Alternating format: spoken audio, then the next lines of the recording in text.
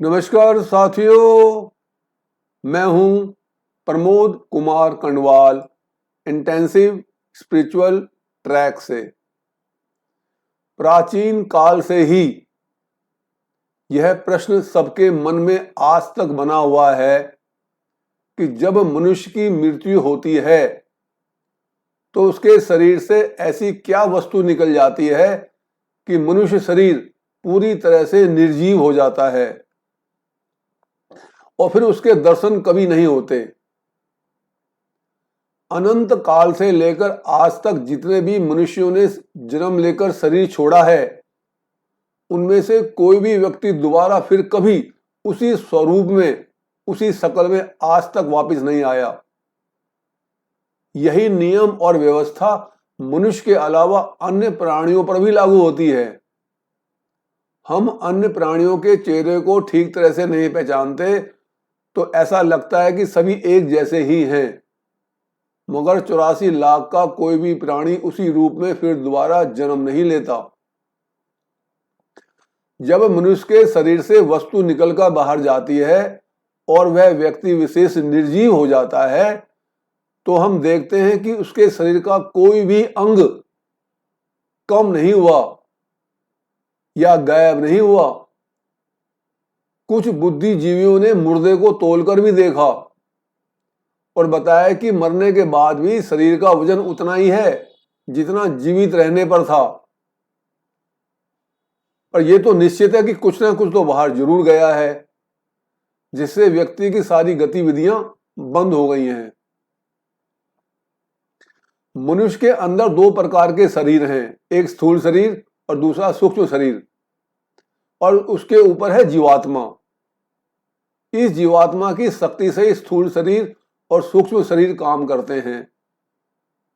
स्थूल शरीर जिंदगी भर दिखता है मगर सूक्ष्म शरीर कभी भी नहीं दिखता, जबकि वो जन्म से ही स्थूल शरीर के साथ होता है। मन, बुद्धि, चित्त, अहंकार ये सूक्ष्म शरीर हैं। हम अपनी पूरी जिंदगी इन्हीं चारों सूक्ष्म शरीर के आधार पर काम करते हैं और जब प्राण ऊर्जा, जो कि वन टाइम यूज एनर्जी होती है, जब वो समाप्त होती है तो ये चारों सूक्ष्म शरीर स्थूल शरीर से अलग हो जाते हैं। ये इतने छोटे होते हैं कि किसी भी प्रकार के कैमरे में इनकी फोटो नहीं आ सकती। प्राण ऊर्जा के जीरो होने के बाद ये उस शरीर में नहीं रहते, क्योंकि ये काम करते ही तब है जब तक शरीर ऊर्जावान रहता है। शरीर छूटने के बाद भी मनुष्य आदतों में वैसा ही रहता है जैसा वो जिंदा होने के समय था। बस इस समय उसके पास शरीर नहीं है, वरना उसको भूख, प्यास, सुख दुख का उतना ही एहसास हो रहा है जितना जीवित होते हुए उसको होता था। जब तक वे सूक्ष्म शरीर बिना शरीर के भूख, प्यास व इच्छा सहन कर पाते हैं, तब तक वे जन्म नहीं लेते। पर जब उनके बर्दाश्त के बाहर हो जाता है तब उन्हें जन्म लेना पड़ता है, और यही कारण है कि ज्यादातर लोग तुरंत जन्म ले लेते हैं। जिनकी सहन शक्ति जीवित रहते हुए अच्छी थी, वे जन्म लेने के पहले कुछ समय सोचते हैं कि कहाँ जन्म लेना है, किसके घर जन्म लेना है। मगर जिनके कर्म बहुत ज्यादा खराब थे, प्रभु उन्हें जल्दी जन्म नहीं लेने देते। जब वो बहुत ज्यादा कष्ट में आ जाते हैं और सहन करने की स्थिति में नहीं होते, तब प्रभु उन्हें कुछ घंटों या कुछ दिन के लिए बिना किसी के गर्भ में जाए जन्म लेने को कहते हैं। ये वो जीव होते हैं जो गंदे पानी में या पसीने से कीड़े मकोड़ों की तरह जन्म लेते हैं, थोड़ा समय अपनी भूख प्यास मिटाते हैं और उसके पश्चात उन्हें तुरंत शरीर विहीन होना पड़ता है। खाने पीने के लिए शरीर का होना अत्यंत जरूरी है।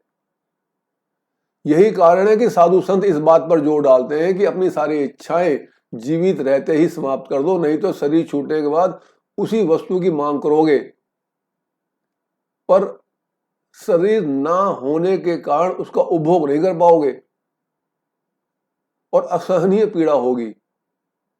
जो आध्यात्मिक जीवन जीते हुए अपनी सभी इच्छाएं जीवित रहते हुए ही समाप्त कर लेते हैं, प्रभु उन्हें जन्म मरण से मुक्त कर देते हैं।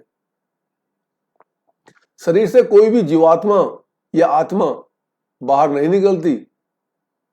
वो कैसे निकल सकती है जब वो हर जगह रहती है? कहां से निकलेगी और कहां जाएगी? जिस प्रकार प्रभु हर जगह उपलब्ध है, उसी प्रकार जीव या आत्मा हर जगह मौजूद है। आत्मा परमात्मा तो एक ही शब्द है। जीव ऐसे हैं जैसे एक सूर्य और दूसरा उसकी किरण। क्या किरण कभी सूर्य से अलग हो सकती है? चाहे रात हो या दिन हो, आंधी हो या तूफान हो, बारिश हो या ओले पड़ रहे हो, या लहर समुद्र से अलग हो सकती है? लहर को हम जीव समझ सकते हैं और समुद्र को परमात्मा। समुद्र से लहर दूर नहीं होती, बल्कि उसमें पड़ा हुआ कूड़ा करकट दूर होता है। इस कूड़े करकट को हम मन, बुद्धि, चित्त और अहंकार कह सकते हैं, जो व्यक्ति के मरने के बाद शरीर से दूर जाता है। जीवात्मा या परमात्मा शरीर से दूर नहीं होते। शरीर के जीवित रहने, मर जाने या जल जाने से उनका कोई भी लेना देना नहीं है। यदि ये वीडियो आपको ज्ञानवर्धक तथा उपयोगी लगते तो आप इसे लाइक, कमेंट, शेयर तथा चैनल को सब्सक्राइब भी कर सकते हैं, ताकि आगे आने वाली सभी वीडियो का नोटिफिकेशन तथा का लाभ आपके साथ साथ आपके प्रियजनों को भी मिलता रहे। गुरु भगवान सबका कल्याण करें।